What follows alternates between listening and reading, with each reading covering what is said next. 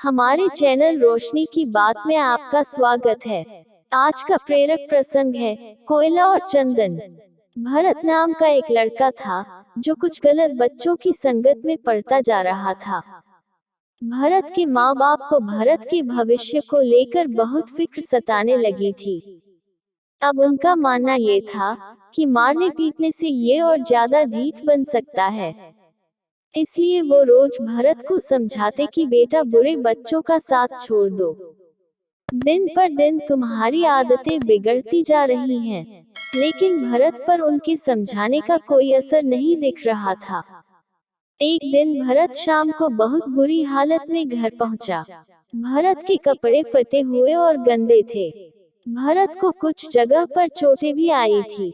माँ ने भरत को इस हालत में देखा तो वो बहुत दुखी और अचंभित हो गई। माँ पूछने लगी कि ये सब कैसे हुआ, तुम्हें किसने मारा? भरत की हालत देखकर साफ पता लग रहा था कि भरत झगड़ा करके आया है। इतने में भरत के पिता भी दफ्तर से घर पहुंच गए। भरत की हालत देख पिताजी भी अचंभित रह गए। पिताजी के एक हाथ में 4-5 कोयले के टुकड़े और दूसरे हाथ में चंदन की लकड़ी थी। पिता ने भरत को बुलाया और भरत के एक हाथ में कोयले के टुकड़े और दूसरे हाथ में चंदन की लकड़ी रखते हुए बोले, बेटा कुछ देर दोनों को अपने हाथों में ऐसे ही पकड़े रखो। कुछ समय बाद पिता ने बोला कि बेटा अब दोनों नीचे रख दो। भरत के जिस हाथ में कोयला था उतनी जगह पर हाथ काला हो चुका था और जिस हाथ में चंदन था वह हाथ बिल्कुल साफ था और हाथ से चंदन की सुगंध भी आ रही थी। अब पिता ने कहा कि कोयले की वजह से तुम्हारा हाथ काफी गंदा दिख रहा है, अब इसे साफ करो। भरत ने बहुत कोशिश की, लेकिन अब भी भरत का हाथ काफी गंदा ही दिख रहा था। अब पिता ने भरत को सीख देते हुए कहा कि बेटा, ठीक ऐसे ही बुरी संगत भी होती है। बुरी संगत में रहने से बुरी आदतें अपने आप ही पड़ जाती हैं।